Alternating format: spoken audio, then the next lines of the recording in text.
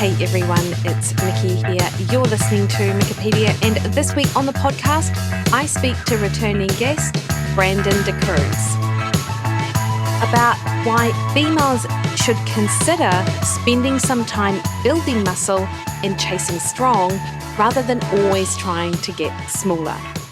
We discuss the primary benefits of muscle, why it aids in building a more resilient metabolism, which is something we all should be focusing on, how the diet should be adjusted to support muscle mass building, how hormones affect this process, and so much more. Because as you know, Brandon is like a walking encyclopedia of knowledge. He is awesome with what he knows in the general health space, but also, of course, his area of expertise, building a physique and keeping it. You guys have undoubtedly listened to my earlier podcast with Brandon, and I've linked that in the show notes. It was podcast number 226, where we talked more about fat loss and physique. So this is a different focus, and it's one that Brandon is super passionate about. And if you follow him on social media, you will understand and see this on the daily. For those of you unfamiliar with Brandon, absolutely check out that earlier podcast. He is an online nutrition and physique coach and sports nutritionist. He is also a National Level NPC physique competitor, or has been, and an internationally published fitness model who's written articles and filmed educational content for publications like Men's Fitness magazine and bodybuilding.com. Brandon has spent over 12 years working within sports nutrition and fitness industries and has coached every type of client, including Olympia Level professional men's physique competitors, college athletes, MMA fighters, CrossFit competitors, and lifestyle clients. He believes in blending what has been proven in the research with his own anecdotal and first-hand, in-the-trenches experience to improve body composition, optimize performance, and enhance health in order to help his clients achieve their goals, whether that be building muscle, which is what we're discussing today, losing body fat, increasing performance, and/or optimizing health and longevity. This is what he refers to as his health-centric coaching model, as he believes that improving one's health is the cornerstone to optimizing their physical goals, and I couldn't agree more. I have links to where you can find Brandon at his website, on Instagram, and in his own podcast, Chasing Clarity, which is, again, a wealth of information. And as I said, I've linked to his previous podcast on Wikipedia in the show notes. Just before we crack on into the interview, though, I would like to remind you that the best way to support this podcast is to hit the subscribe button on your favourite podcast listening platform. That increases the visibility of Wikipedia in amongst literally thousands of other podcasts that are out there on the interwebs. All right, team, please enjoy this conversation. Training phases or even just training sessions that are really for progression. So, and then there was other times, like I've done many contest preps over the years. I've competed 15 times over the years and done many photo shoots. And like a lot of those sessions when you're depleted and you have very little reserves, like you don't want to be there, but you know that it's adding up to that end goal. And so with that in mind, those training sessions are like a means to an end, but you're essentially, I kind of look at it as like making a daily deposit into that progression bank. So every single day, I get closer and closer to that goal, whether it be that stage or it be to getting ready for that photo shoot. And they all add up. So it's like this compounding effect of consistency where even if you're not motivated to get your ass out the door or to get into the gym, as soon as you're already on your run or you're in the gym, in my case, I'm doing a warm up. As soon as I get a couple working sets into that workout, like I'm ready to go. Like I'm motivated to be there. I'm happy to be there. I already took the commute to get out there. And it's like, I'm not turning back at this point. I'm not going to stop my workout. I'm going to keep pushing through. And oftentimes, and I'm sure you can relate to this, like sometimes those sessions where you didn't anticipate them being great, they end up like surprising you. And sometimes you get a personal record or a personal best, and it surprises you and just kind of shows you that we always have one more. We always have reserves left in a tank, whether we initially feel that way or not. No, I agree. And in fact, part of it as well is you build your mental tenacity. So you're like, I really don't want to be out here. I do not want to be moving fast. My body is not playing the game. But then at the end of it, you're like, well, with all of those things in my brain, I was still able to go out and sort of achieve what I wanted to. And unless, of course, you get injured during that run, you're just never going to regret it. Absolutely. I can definitely say that. I have so many times that I have conversations with clients and they ask me, about motivation. And motivation is honestly not something that I ever want anyone. I don't use it myself, nor do I want my clients to rely on that. I want them to develop habits and patterns that they can lean on and rely on, even when times are tough, because those consistent habits and behaviors that you ingrain within yourself and within your lifestyle are what are going to be the most substantial anchors to keep you into the routine, keep you into the pattern that you need to drive yourself forward. Whereas motivation, it ebbs and flows. We know that. And a lot of times motivation is great to get someone started, but it isn't enough to keep you going. And that's why we have such, whether we look at diet recidivism rates or even look at, for instance, I have a lot of friends that are gym owners, and even just in, conversations with them, we see a massive dropout rate, especially in the States, after January 1st, where a lot of people have New Year's resolutions. And so they sign up for a gym and they get a discount. And then we see, especially in terms of like their actual check-ins, that it starts steadily going down. It's so funny. My co-host, Jeff Black, he owns a gym himself. And so we often have this conversation about like New Year's resolutioners that are motivated to get in the door. Like they really want to change their life. And I commend them for doing so. Like I used to be someone that I wasn't a proponent or a fan of New Year's resolutions. And I'm at the point in my career where I'm like, if you have any reason to change and transform your life, I'm with it. Let's get it going. Totally. It could be a class. It could be a group fitness instruction. I don't care what it is. Get your body moving and just make that first step towards making yourself better. However, a lot of times when people only do that for especially external or extrinsic motivation, they don't have an internal driver and they don't know their why behind doing something. That doesn't allow them to actually stay in the process and really facilitate both growth and a transformation. No, I agree with you. And I think it's a really good point about what is their why. And I talk to people about this a lot. Like, obviously, I have a lot of people come through my fat loss program, and their primary thing is, I want to drop some kilos, like I want to release some weight, I want to get rid of it. But that in itself, for a lot of people, isn't enough. It's enough for the first couple of weeks. But as the novelty of any sort of plan wears off, this is why we have a journal with the fact, you've got a workbook and we've got a journal for them to reflect on their process and sort of try and tease out what their ultimate sort of goal is. But I think people struggle, Brandon, with really knowing their why or having it sort of having that real deep set reason to begin with. It's almost something that happens along the journey for a lot of people. I don't know what your experience is. Yeah, so I'm going to be honest with you. I'm at the point in my career where I make sure that I have a deep conversation with any client that I take on. I'm kind of fortunate in the fact that I have usually a wait list. And so I can't work with everyone that contacts me. And I find that to be a blessing, but it also allows me to be more selective. And when I say that, I don't mean that by any arrogance of a manner, like I'm only picking people with great genetics or whatever it may be. I need to really connect with I only do one-on-one coaching. There is no group. Everything is very customized. I do a lot of one-on-one calls. And so it's very individualized to that person. And so if I'm going to invest my time, it's a reciprocal thing. So this is a mutual investment. I'm going to invest my all into them, and I want them to invest into this process.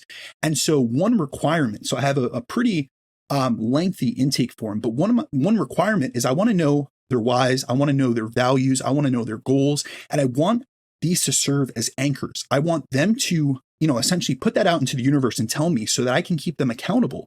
So a lot of times it needs to go beyond the extrinsic why. Like I love the fact that, I'm a body composition coach. So I'm not going to sit here and tell you that when people come to me and they want to transform their physique and get leaner and build muscle, I'm all for that. However, I also want them to have some type of internal driver. So that could be if someone is suffering from poor metabolic health, we want to improve their lab work, or we want to be able to sustain a longer, more fruitful life. I want them to feel better, function better. Or a big thing is I work with a lot of parents. So they want to be there for their kids. They want to be not only a good example, but also someone that could be an active participant in their children's lives. So I work with a lot of parents between the ages of say 30 and 50, and they have younger kids. And so this is a driving force where we can always fall upon that, back on that. And we can, on our calls, I can give them a little reminder. And it's not like a kick in the ass, like, hey, listen, do this for your kids. It's more like, listen, I understand that right now you're frustrated. You've had a week where you haven't seen the scale go down, or you've had a week where you've had a lot of external stressors come into your life. And it's made the process seem more difficult. But keep in mind that this is a temporary situation. And what you're working towards is so much more valuable to not only yourself, like the improvements you're going to make from a physical perspective, but also the ripple effect that you're going to have on everyone around you. You're going to improve the way you feel, the way you function, the way you look. You're going to have better confidence in yourself, but you're also going to be a role model and, to your children, to your family, and to those around you. So there's so many multifaceted benefits of, investing into this process, improving your body composition, and especially from like a muscle building perspective, because that's where we really transition from those that come to us that have a long history of dieting, where they've always looked at things from this dieting mindset, where it's a mindset of restriction and subtraction rather than a mindset of abundance and addition, and transitioning them into that goal of building muscle is so fruitful, not only from a body composition perspective and how it can transform their physique, the way they feel, the way they function, the way they perform in the gym, but it can also really have so many downstream benefits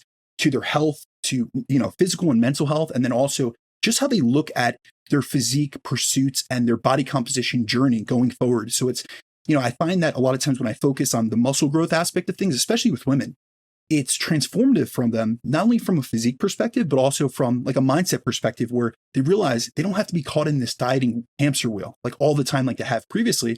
And there's other goals that we could focus on, that we could pursue, and that we can really go after that don't include restricting themselves.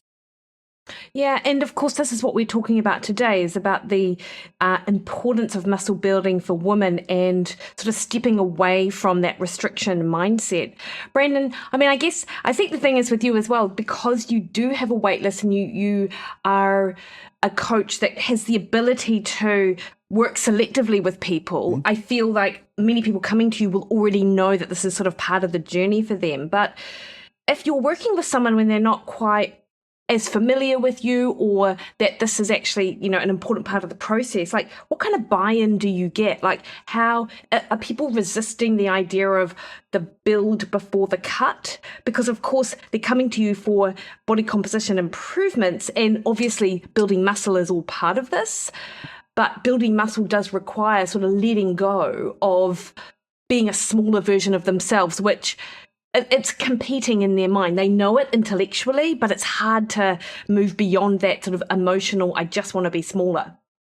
No, absolutely. You hit the nail on the head. There are so many conversations that I have, and I often really try to focus a lot on education, because I believe that I've seen this in my own practice, that I can empower others through education. So when someone understands the benefits of doing something, such as going into a muscle building phase and stepping away from the dieting hamster wheel or from the chronic, consistent yo-yo dieting that they've been on, they're much more likely to give into or to buy into the process, and then also stick with it, because oftentimes we are looking for instant gratification. A lot of people suffer from delayed discounting, which means that they value their present self more than their future self. So they're thinking about short-term goals.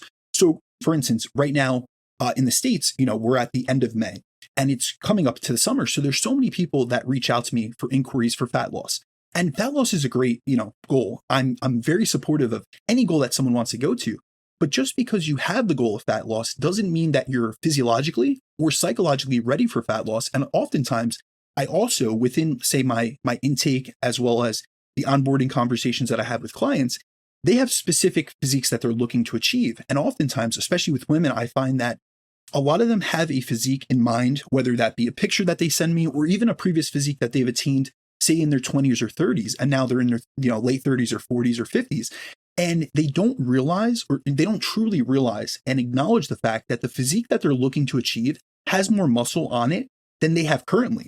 And what we have to realize, and this is something that I educate many of my clients about, is you're not going to calorie deficit your way into a muscular, lean muscular physique. Like, you have to put in the time and be committed to the process and be patient to build muscle and to reap the benefits that muscle will be able to provide you with. Because, fat loss is great from a cosmetic perspective, and there are a lot of metabolic benefits, but there are also a lot of physiological drawbacks, such as the diet-induced metabolic adaptations that many suffer from. And the issue is, especially with women in that population, is that they've went through dieting cycle after dieting cycle after dieting cycle. So a lot of times they come to me and they're in this downregulated state. I'm looking at labs and they have low thyroid hormone. They have hunger regulation issues where they can't, appropriately match their energy intake to their appetite because they've been so used to over restricting themselves. And now it's actually had negative ramifications to their body composition because they've gotten lean in the past, but then they've rebounded. So they've suffered from that body fat overshooting effect. And the one thing that they're really missing is having a committed period of time focused on building muscle. Like, they've done the dieting cycles and then they've done the rebound cycles, and they've never had either time at maintenance where they've really learned to live at maintenance, nor have they had a time where they just focused on, let me build, a good amount of lean mass, lean muscle tissue, and really push myself from a performance perspective to see what my body can do rather than what my body just looks like in a bathing suit or what my body weighs on the scale. And I imagine as well for some people it would almost be a relief, like they're like, oh, my best body composition in their mind. They're like, I'm gonna then have to go into this dieting cycle, reduce calories, potentially miss out on, I don't know, some amazing, cookout meals or whatever. But to come to you and you're like, actually, hold up. We're going to work on a building phase, which of course we're going to talk through what that actually looks like, but it's not that sort of deprivation mindset. So they can get their head around potentially having to build as opposed to cut initially. They get past that mindset hump. It might actually be a relief for a lot of people to know that that's actually the journey for them rather than constantly restrict. No, absolutely. I think that a lot of times, nothing changes unless you're willing to change. And I think for a lot of individuals, and I find this with my coaching, the first few weeks, it's often resistance, like they're resistant to change. And then as they see the process go along and they feel the benefits, both from a physical perspective, they feel the increase in energy availability, the better energy levels, both in the gym where they're increasing their performance and improving their performance. They're feeling good in the gym, but they're feeling great out of the gym. So now their biofeedback's improving, their sleep's improving. They're feeling so much more benefits. And also from a psychological perspective, they don't have this dietary fatigue, which is like that accumulation of just feeling like you're restricted. So I really often speak to clients about, I want you to transition. We really want to work on this mindset. And I want to transition you from this mindset of always having to restrict and subtract calories to a mindset of abundance and addition and thinking about all the things that you can now do within this building phase that you have flexibility for. So that could be increased calories intake. That could be adding protein to your meals or adding, fibers, fruits, and vegetables, like things that you were restricting yourself of previously because of whatever fad diet that you were on and whatever very limited calorie budget. And instead of always thinking about, if I don't, hit this very small calorie budget, I'm going to be over and I'm going to be gaining weight. Let's really look at this as a period of time to take a step back, really focus on driving your body composition progress forward, fueling yourself sufficiently, and really putting those calories to work and really getting the most, like the biggest bang for your buck out of what you're doing and improve your body composition in the process. Yeah, nice one. And, I've seen in the literature, a lot of people talk about, or both in the literature and on social media, people say that it's impossible to recomp your body unless you're in a surplus. Although I would say, Brandon, anecdotally speaking, I don't always see that that's the case. So what are your thoughts, sort of practically speaking, with the people you work with? Is it always necessary to be in a calorie surplus to get a body recomposition? Or, what are your thoughts? Yeah, so if we're talking about body recomposition as in the process of building muscle and burning body fat, that would actually be best attained through a slight deficit. So if we look in the literature, there is a great review on body recomposition, and it's actually in trained individuals, and it's by Barakat and colleagues. I believe it's a 2020 study. And what they found was a slight deficit, high protein intake, sufficient, very progressive resistance training, and adequate sleep was the best method to actually building muscle and burning fat. Now, the other aspect that if we look into like hypertrophy training and we look at muscle growth, a lot of people think that you need to be in a surplus to build muscle. So we're going to get away from body recomposition, which is a simultaneous process of building muscle and losing body fat. And then if we go purely to muscle growth, when we look at it from a nutritional perspective, there are, some fallacies where people think that you have to be in the surplus and you really have to eat to grow or push food to grow. And that's generally not what I see personally, nor what we even see in the literature. So really, when it comes down to nutrition for muscle growth, there are multiple factors that we need to dial in. And so from the first and foremost, the first thing we need to look at is someone's energy intake. And muscle growth can be substantially attained in multiple areas of, or multiple states of energy balance. So you can technically, build muscle in a deficit. So that is essentially body recomposition. But the first thing, we really got to dial in is your total energy intake.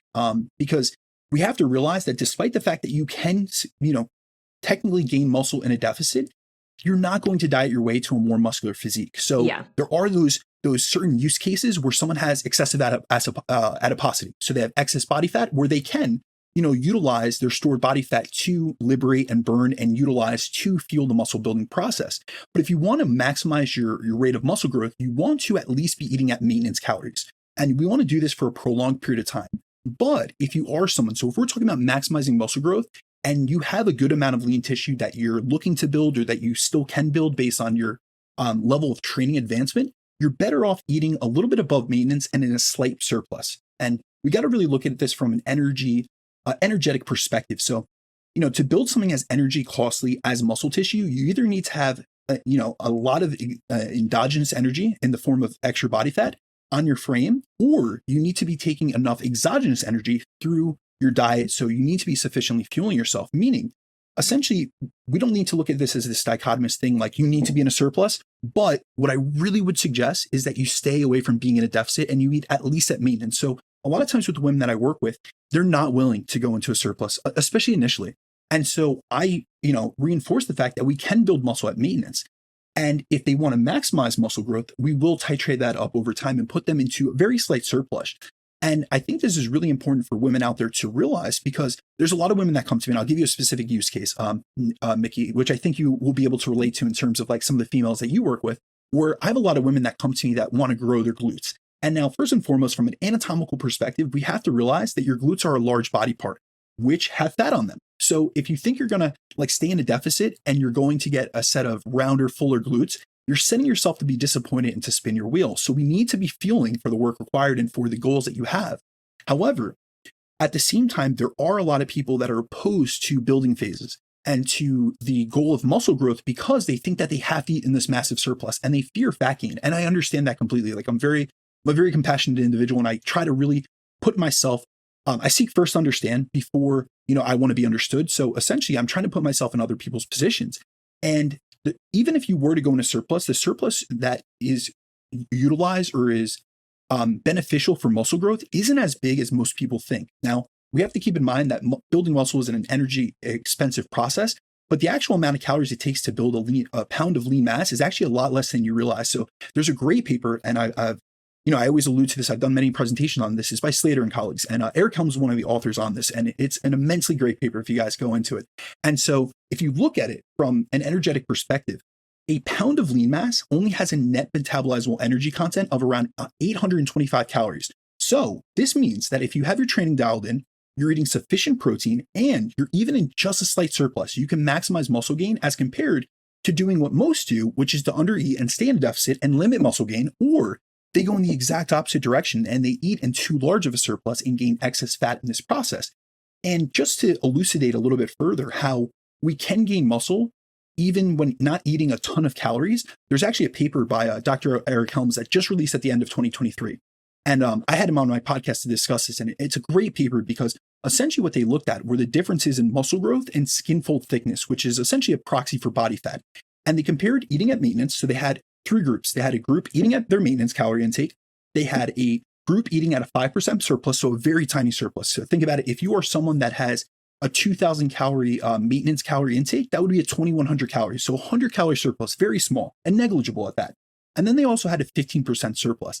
And they found that all three groups, when training on the same program, gained about the same amount of muscle. However, those in the larger surplus group gained significantly more fat mass. So even if your goal is to maximize muscle growth while also limiting fat gain, just staying between, say, 100% or 105% of your maintenance calorie intake is going to be a sufficient amount to help you gain lean mass without adding excess fat mass. So really, when it comes down to it, you just need a little bit over, and you just want to kind of avoid being in a deficit, because we see that being in a deficit decreases rates of muscle protein synthesis. So, there's many studies that have looked at this. Oretta has looked at this.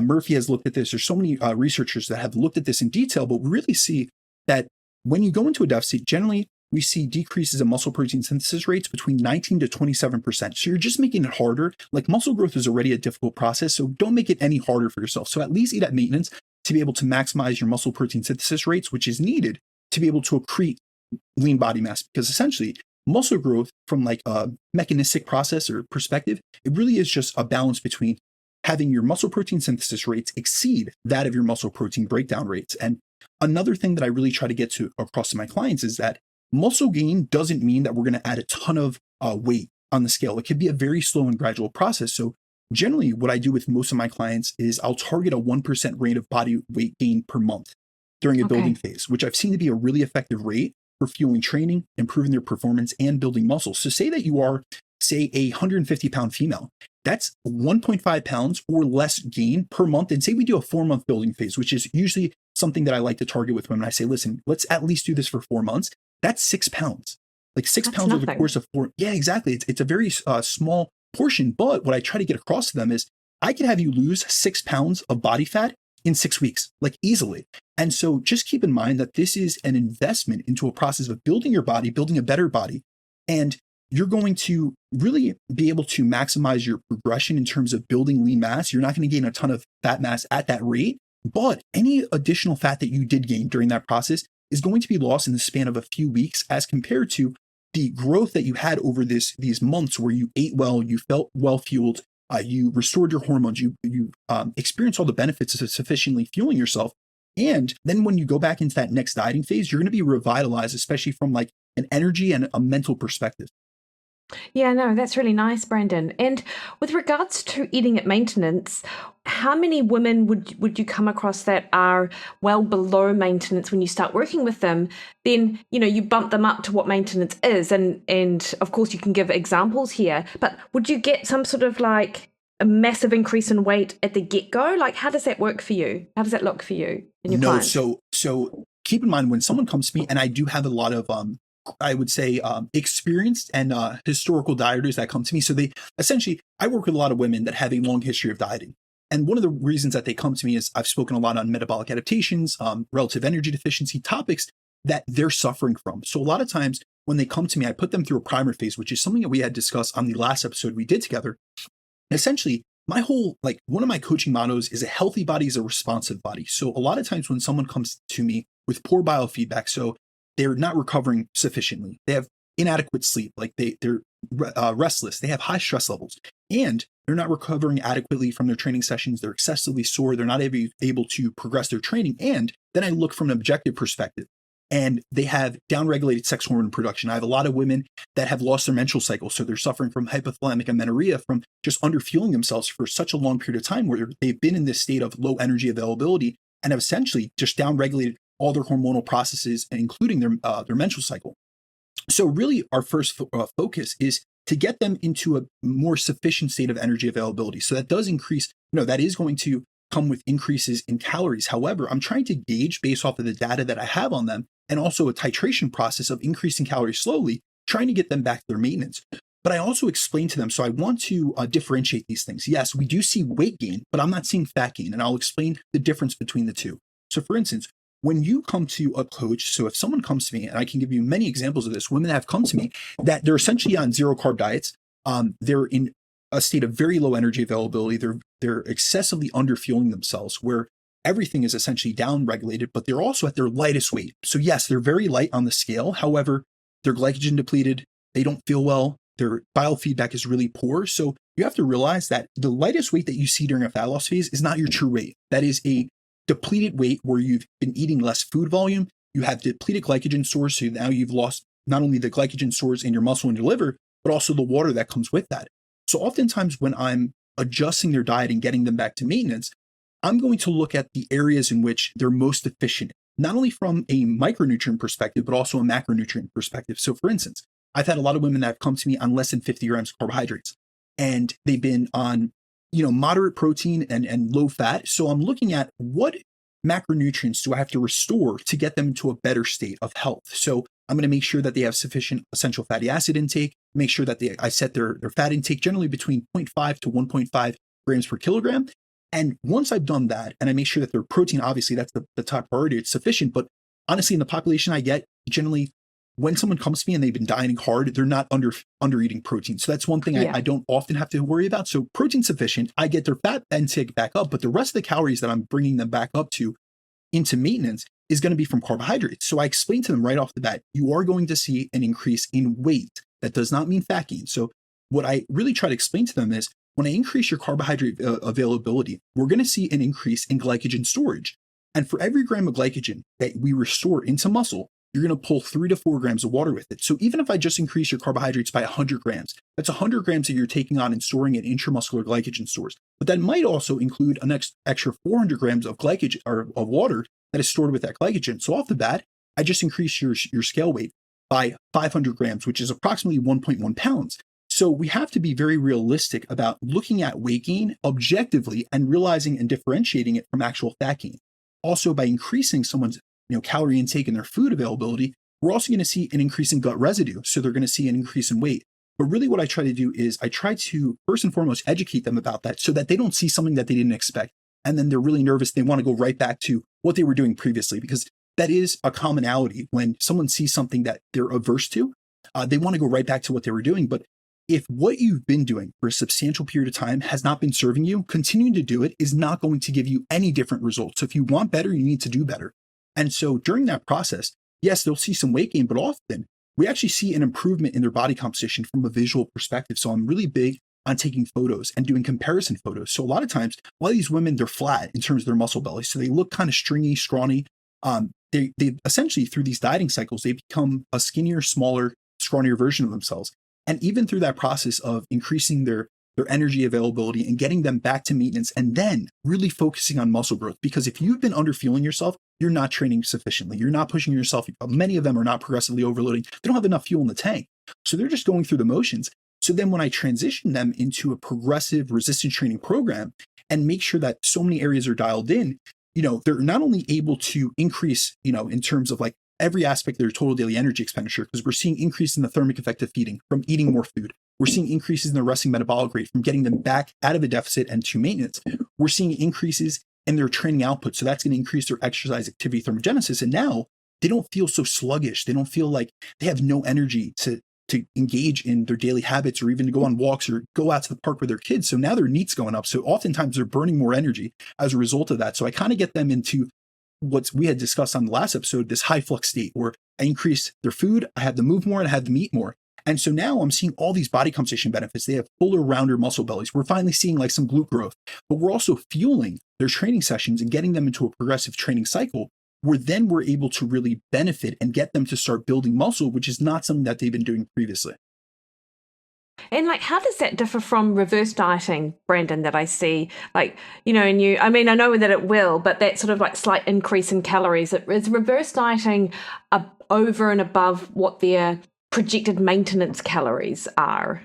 So would it matter how you would define reverse dieting? So this is actually kind of a bit of a contention I don't want to say in the literature, because to be honest with you, if you look into the literature, there is no literature on reverse dieting. So I always find it quite ironic when someone says, I got this evidence-based reverse dieting plan. Like that doesn't exist, to be honest. And so it's very interesting when I see that advertised. However, reverse dieting often can be one of two things. When I consider a reverse diet, that is essentially getting someone back to maintenance, but it's their projected maintenance. So yes, this could be very similar to what should be a reverse diet. However, unfortunately, what many people have done within the reverse dieting space has been this very slow titration of calories. So when I'm saying, if I have someone that's losing at a 1 pound rate of loss per week, I'm going to try to get them right back to their maintenance, what I would project. So if they're losing at 1 pound per week, they should be in a 500 calorie deficit. So I'm going to try to get them back right off the bat, 500 calories up, and try to get them right back to maintenance and into a state of adequate energy availability. Now, what I see, and what's very interesting, is I kind of stay in my own echo chamber, and many of the people that I engage with and I speak with, they're very intelligent. Like some of the mentors that I have are guys like Alan Aragon or Dr. Scott Stevenson. These aren't guys that are involved in that space where they've been doing things a little bit differently, I guess. But it was interesting because I had done a bunch of content on reverse dieting years ago. And so I had people reach out to me about 2 years ago. There was like these reverse dieting debates and stuff. And they were asking me my opinion on that. And I didn't realize that people in the States and even other countries were doing reverse dieting very differently, where they were essentially where they would take someone and say that you finished a 12-week diet and you were still with that coach. They would essentially like 5 carb you, or 5 or 10 carb you every single week, or they would just bump your fat up by 5 grams. Now, the issue with that is if you are in a 500 calorie deficit and now a coach is just increasing your carbohydrates by say 10 a week, it's going to take you, another 12 weeks to get out of that deficit. So in that entire time, you're in a deficit still, yet, we have to be honest about this. It's a smaller deficit. But the reason we were seeing a bunch of reverse dieting transformations where people were staying very, very lean is because they were still in a deficit. My goal is not to keep clients in a deficit. It's to get them back to their maintenance intake. Doesn't mean we always hit it square, right on the head, right off the bat, because there are some, differences in fluctuations. There's tracking errors, things of that sort. But I really try to get people right back to their maintenance intake, because the goal is not to stay in a deficit, especially when muscle growth is the goal. So if someone comes to me and they're underfueling themselves, I'm going to get them back to maintenance as quickly as possible.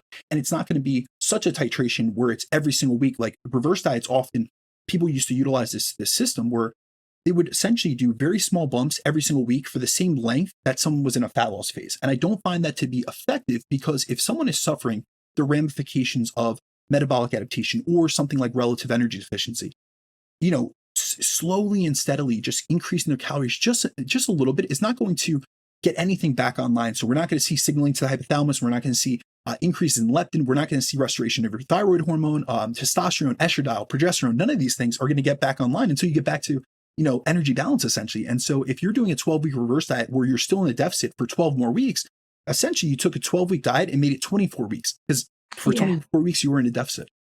Yeah, no, I know. And for people who have that real dieting fatigue, it's almost like it makes no difference. 50 calories a week bumping up from their diet calories is like nothing. Yeah, it's honestly, it's not realistic, nor do I find it to be something like, when I think about it in theory, and even when I would think about if I did this in practice, I don't think people would be able to adhere to it, because it's such a small increase in calories that by the time that someone comes to you and they're already done with a diet, or you're dieting them yourself. So with my clients, generally I'm getting them right back to maintenance right after we finish a fat loss phase. And I make it very clear to them, listen, I want to get you back to your maintenance. This doesn't mean that you're going to gain excessive weight. I'm just going to get you back to your predicted maintenance based off the last 4 weeks of the data that I have on you and the weight that you've lost in that period of time. However, to keep someone in this downregulated state when their biofeedback's poor, I think that's a disservice to people, first and foremost. And then also, it's not realistic, because a lot of times at the end of a diet, a lot of people are, starting to have slip ups and starting to have issues with adherence, that if you're to keep them in that state where their targets are very low, they're not only going to be mentally restricted, but or not only just physically restricted, but mentally restricted, where it's very difficult for them to actually adhere to that. And oftentimes that just leads to like this binge restrict cycle where they're on plan for a few days a week. And then it's, a weekend comes up and they have family occasions or they have social gatherings, and it's like all bets are off. Like they've been restricted all week and they feel like, this is my time. I'm going to, reward myself, instead of, if you were to just take them, give them bigger calorie budget right off the bat, give them sufficient energy intake where they're able to re-regulate their hunger hormones, get them feeling sufficiently fueled. We're able to put that towards productive training sessions. They're able to upregulate all components of their total daily energy expenditure. That would be much more of an effective method. Yeah, absolutely. Brandon, how do you deal with particular cases that may come to you and they are already strength training and lifting heavy? They are they're unable to lose any more weight, although their body composition's not where they'd want it to be. Yet their calories are actually really low, and they've been in this metabolically adapted state for months, if not years. So the number of calories it's taking for them to maintain their weight may be several hundred less than what you would anticipate. Would you bump them immediately up to their predicted maintenance, or would you sort of do it a little bit slower? What are the sort of the pros and cons of both of those? Yeah, so if someone is in essentially a downregulated state and they're doing everything else right in terms of their training, their activity levels, that's a big thing I look at that a lot of people overlook, is actual activity levels. Because there are a lot of individuals that they train hard and they train frequently, a few times a week, but we really have to think about the fact that our exercise activity thermogenesis accounts for a very small portion of our total daily energy expenditure. So if you look at the calculation, generally, exercise activity thermogenesis, which would be your formal exercise, so that would be your resistance training sessions, or if you do a group class, it only accounts for about 5% of the total calories you burn per day. So I find that a lot of people are essentially what we could categorize as active couch potatoes, essentially. Oh, nice. If you were to look at their activity levels, and a lot of people, they don't track their steps. This is something I'm really big on.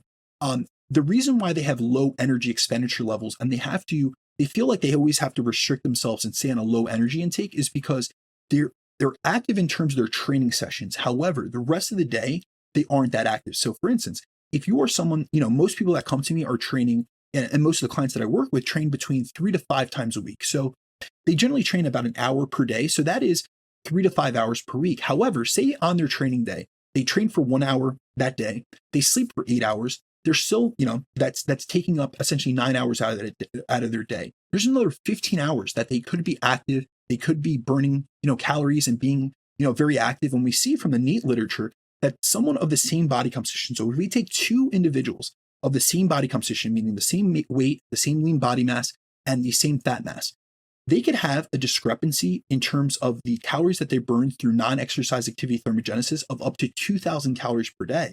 And that is due to lifestyle differences and activity differences.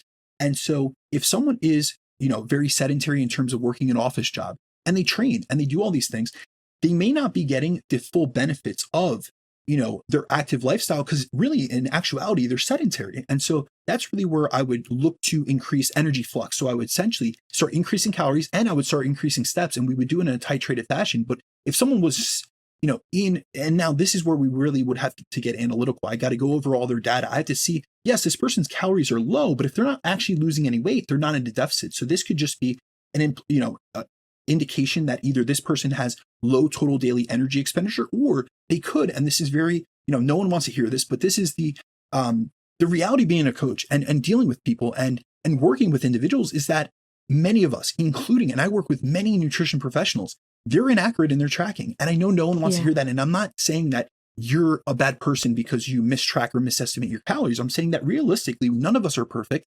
And a lot of people underestimate how much they're eating and overestimate how active they are. And we see that in so many areas of literature, but I'll tell you from an experience perspective, I see that all the time. So a lot of times when I have someone come to me and nothing adds up in terms of they're very active, they seem like they have great body composition, they have a good amount of muscle mass, and it's like, man, their calorie intake just doesn't match up with what I would expect based off of the 1,000+ people I've worked with.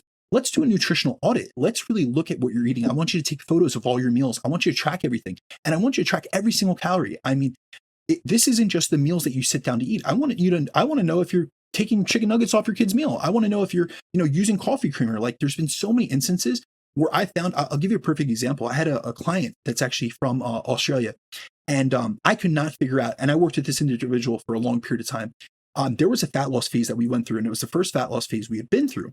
And he was just not losing. And every time I made an adjustment, it just wasn't towards the calculations that I had made. And now keep in mind, I had done a primer phase with him and I'd done a lean building phase. And it was only when we went into the fat loss phase that when I would make an adjustment, it never essentially the data that I got back, or what I saw from his visuals and from his weight trajectory, never matched up with my expectations. Now, obviously, I'm very, well versed with metabolic adaptation. I understand the many down regulations that can happen during a diet, but he wasn't having any poor biofeedback in terms of just being overly hungry, where it would have been just an adherence issue. And this was someone that I had calls with every 2 weeks, and we'd have conversations. So one day we're on a call, and I said, listen, his name was Dimitri. And I said, listen, we're going to do a nutrition audit. And I walked him through the whole process. And I said, and one of the last things that I said, I went through oils and condiments. And when I got to condiments, I said, I want all condiments tracked. And he said, all condiments? He said, how about the 0 calorie ones? And I said, well, nothing has 0 calories. So yeah, I want you to track it. Like, for instance, if you're using, mustard, look up the serving. It's like, for a teaspoon of mustard, it's 3 calories. He did not realize that mustard had calories. Now, it is, especially in the States, but also in other countries, if a product has less than 5 calories per serving, they can mark it as 0 calories. That is one of the laws in terms of labeling. He was going through 1 container of French's every single day, Mikki. He was eating 360 plus calories of mustard. He was just a mustard fiend, to say the least. He was drinking it. Yeah. And so that was a huge oversight that if it wasn't for really digging into details, no one would have figured that out. You know what I mean? This was really just having coaching experience, really going through and really picking apart things with an individual and realizing, listen, there's more here than meets the eye. And oftentimes our job as a coach is to be a detective. Yeah. Yeah, 100%. And so before I want to chat to you just a little bit about the type of exercises and stuff, or, the training side of things. Supplements, Brandon, what are do you have any particular supplements that you're like, right, these are my non-negotiables? Is it based on the nutrition audit that you do with someone? What are there any sort of blanket things that you would recommend outside of the obvious protein powder, I suppose? Yeah. So to be honest with you, it's interesting because I come from the supplement industry. I spent over 10 years in the supplement industry. I have an immense amount of respect for the supplement industry, but this is the kind of question that I know that my former employees and coworkers hate when I answer, because really when it comes down to it for muscle building, we have one go, and that is creatine monohydrate. That's going to help with ATP resynthesis. It's going to help with increasing lean body mass. It helps with glycogen restoration. So if I was to advise anything, I'm a big advocate, despite the fact that I spent so many years working in the supplement industry, I am very much a food first approach. So I want someone to have a nutrient dense diet. I want to make sure that their macronutrients are dialed in from a protein, fat, and carbohydrate perspective. I would prioritize all of that well over supplementation. So if I was to advise anyone, and I do with my clientele, there are certain specific use cases where I do utilize certain ingredients, whether that be supplements or nutraceuticals, to help enhance different aspects of the muscle building process, or more so to negate some of the downsides of being in a surplus, such as insulin resistance and things of that sort. So that could look like a berberine hydrochloride, but it's very use case specific. And really, when it comes down to supplementation, there are no sexy supplements besides anabolics, to be honest with you. And so it would be creatine monohydrate would be my number one go-to, but I always place a massive emphasis, and I do this with my clients as well. I'm always going nutrition first. So I would always opt to that and discuss that before I would ever discuss. So I would go energy intake as we discussed, and then I would go protein intake, then into fat, then into carbohydrates. And I would prioritize that well over any single supplement that we could ever discuss. Yeah, no, that's really insightful.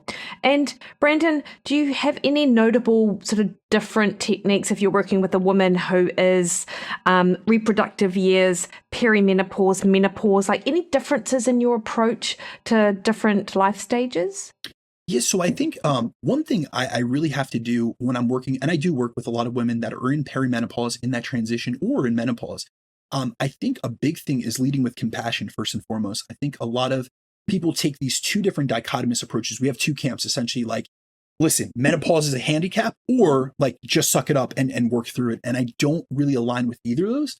So it really comes down to taking a very client specific and client centric approach to how I approach muscle building, because I really want to make it very clear to every single person out there, whether you have been resistance training for 20 years and you're 50 years old and you just entered menopause, or you're in perimenopause, or you have never trained with weights a day in your life. The best time to start is now. And so it's never too late, and it's never like you're always going to get a benefit from it. And the body is extremely adaptive and responsive to things. So despite the fact that I would encourage every single person out there. So if you're a 20-year-old woman listening to this podcast, I want you to get in the gym tomorrow. And I would love you to do so, because I look at resistance training and building muscle almost as like a reserve account where you're just adding to that. It's an investment.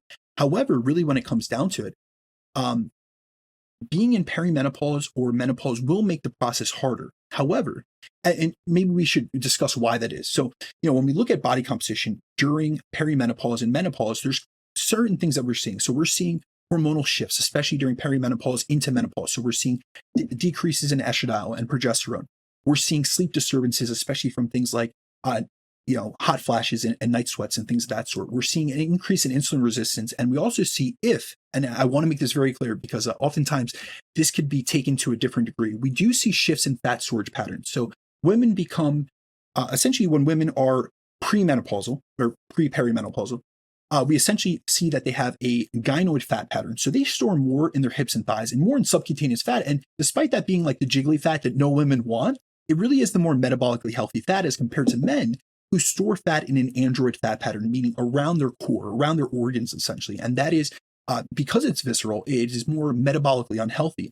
And so during that shift into menopause, we see that there's a shift and a preferential deposition of fat into more visceral fat. And so often women will notice that they're gaining fat in their midsection. However, if you actually look in the literature on this, generally we don't see a massive increase in fat mass if calories and everything else stays exactly equated. So if they stay the same activity levels, they stay with the same dietary patterns, which often do shift. And so that's why we see like this compounding situation where women are not only gaining body fat to their midsection, but they're also gaining weight.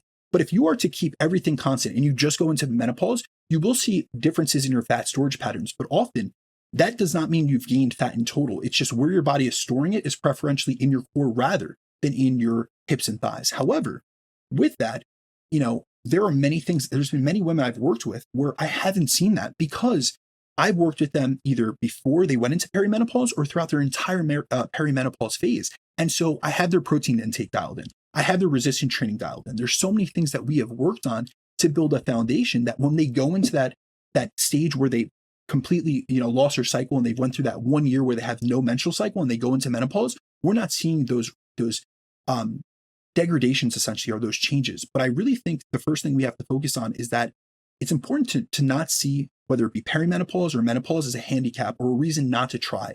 And one of the main reasons we see so many shifts in body composition during menopause is because of the lifestyle that individuals maintain or essentially opt to during this period. And so instead of looking at this period in your life as a handicap, I found that if I'm able to get clients to dial in the big rocks of their nutrition and training, it's hugely beneficial. And I've honestly, I have many examples of women that I've worked with during this period in their life, whether it's perimenopause or it's menopause, and they've made massively impressive transformations where they were shocked because they didn't think that was possible. But it really came from, very specific strategies that will benefit anyone out there, but specifically for women in this phase of their life. The first thing, we got to dial in your protein intake. And that is something that many women in that stage of life are not doing. And it's not just from a total daily protein intake perspective, but I also like to increase the total amount of protein that they're eating in their meals due to the anabolic resistance that they're suffering at that stage in life. So I often look at dietary logs and, I'll be honest with you, it's not enough to just eat one egg at breakfast. That's not going to cause a robust stimulation of muscle protein synthesis. So with many of my women, I want 40 grams of protein at every single meal. And if they are someone that's slight and they're, much lighter, that may only be 3 meals a day. It's not that they have to eat like a bodybuilder, but I want that each time that they sit down for a meal, that it's going to be sufficient protein intake to robustly stimulate muscle protein synthesis. We actually have literature that looks at very low meal frequency in women that are postmenopausal versus higher meal frequency with more total daily protein intake, but none of them hit the leucine threshold. And they actually see better body composition benefits from a lower amount of meal frequency, but a robust stimulus in each of those proteins, in each of those meals from a higher protein intake.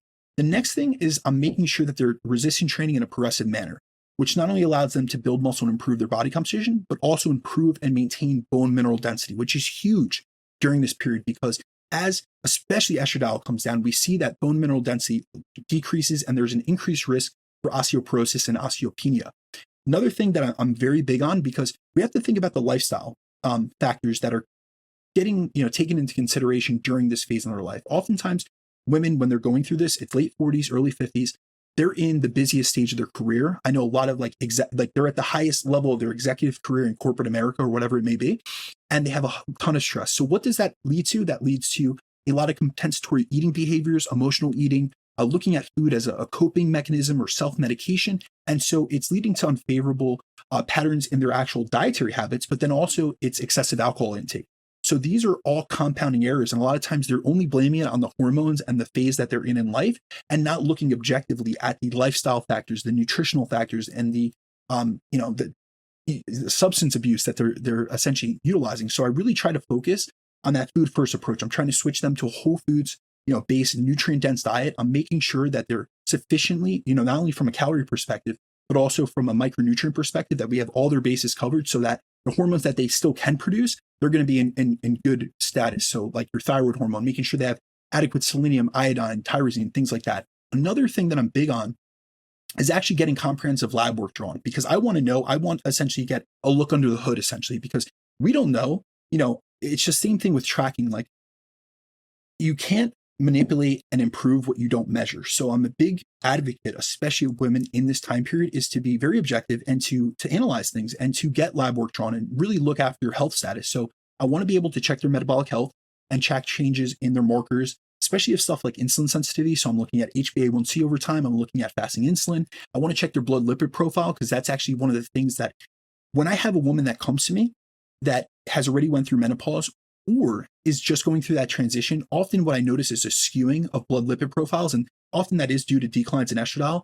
And so I'm doing that. And then I'm also checking their hormones. And that's where, as a coach, this is not my lane to like push them into, but I open up the conversation about hormone replacement therapy, because this is something that there's a lot of fallacies around, especially in the States, in terms of some of the older literature that showed detrimental effects to hormone replacement therapy for women. But we actually see a lot of benefits from a body composition perspective. We see it helped to mitigate a lot of the negative experiences and side effects of perimenopause and into that menopausal transition.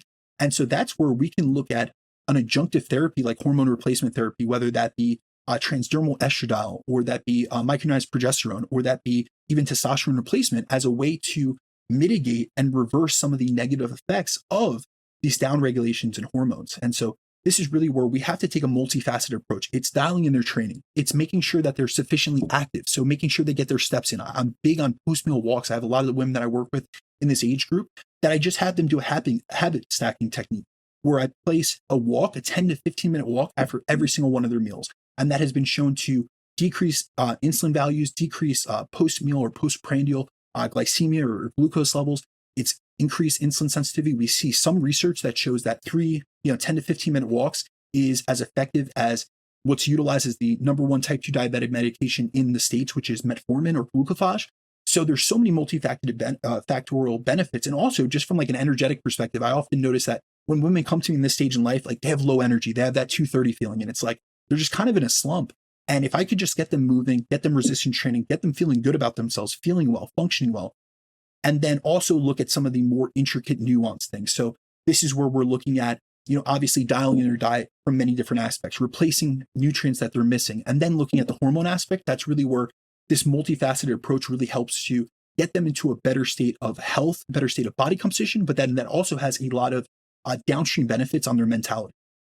Yeah, no, absolutely, Brandon. And all of that, I think when people listen to you talk about it, they're like, that absolutely makes sense. And I love that you bring up that hormone replacement therapy as an adjunct to all of the other lifestyle behaviors. So I feel like there are professionals out there that are concerned that women look at HRT as this is a silver bullet without actually dialing in those other factors. But the reality is that any kind of supplement or medication is really not going to be as effective if it's just sort of slapped on poor habits, poor behaviors, and like a poor lifestyle. There's so much more value. It will bring so much more value if you're dialing in all of these other factors as well, right? I couldn't agree more. So this is actually common in both, both genders, both sexes, where a lot of people look at hormones, especially hormone replacement, as a panacea, meaning it's going to be a fix to all your problems. It's going to be the solution to everything. And it's almost looked at as a shortcut. And actually, if you look in the literature on specifically testosterone replacement therapy in men, the vast majority of men that engage in testosterone replacement will get off it within a year.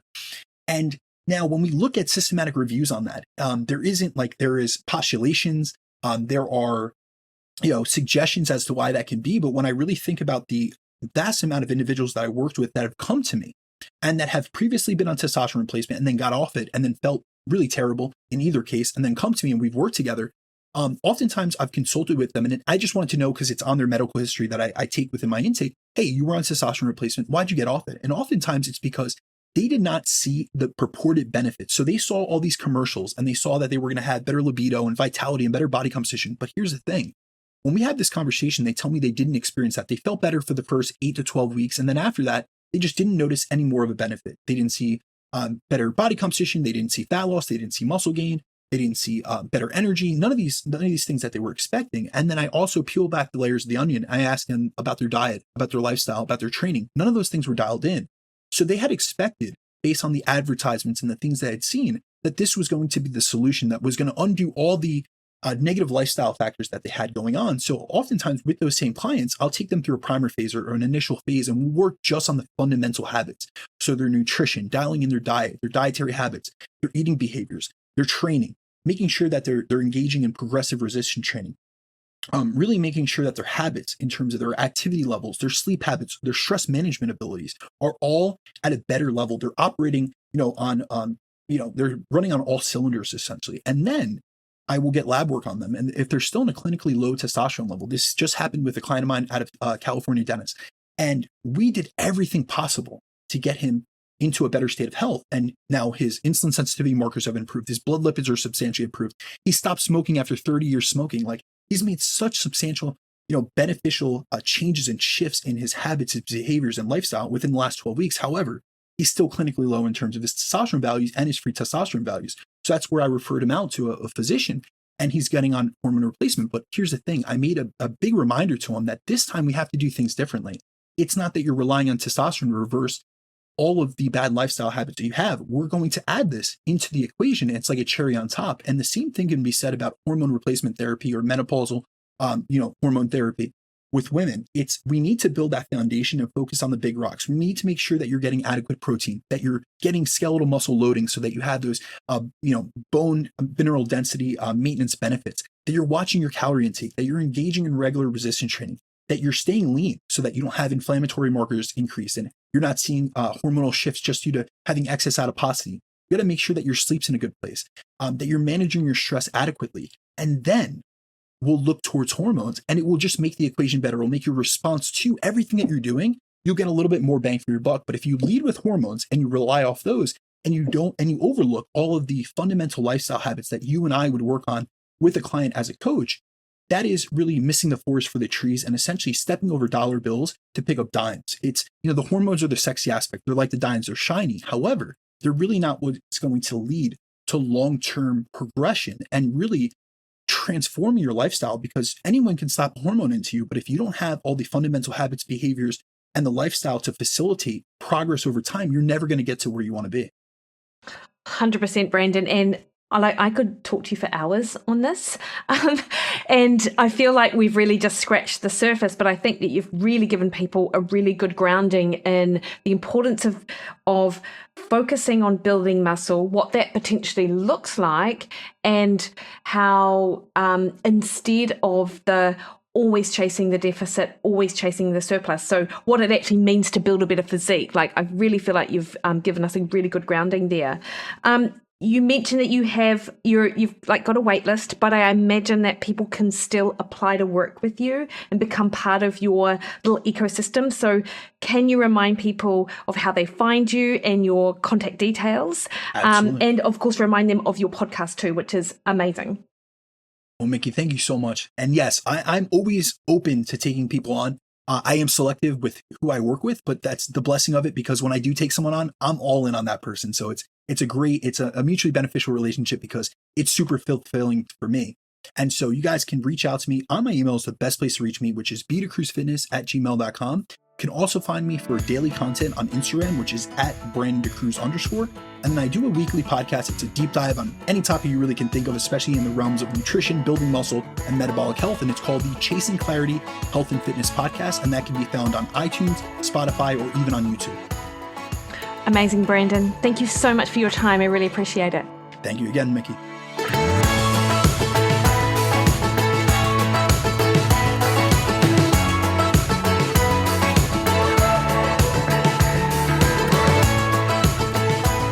Alrighty, hopefully you really enjoyed that. I really did, and I'll definitely be having Brandon on again. He is so gracious with his availability to share his knowledge, and I just so appreciate the time he's put aside for us already. As I said, I've popped links to where you can find Brandon in the show notes. Next week on the podcast, I bring to you the conversation I have with Dr. Darren Kando for a creatine update. Until then, though, you can catch me over on Instagram, Threads, and Twitter @Mikki Williden, Facebook @Mikki Williden Nutrition, or head to my website, MikkiWilliden.com, book a one-on-one call with me. All right, team, you have the best week. See you later. Bye-bye.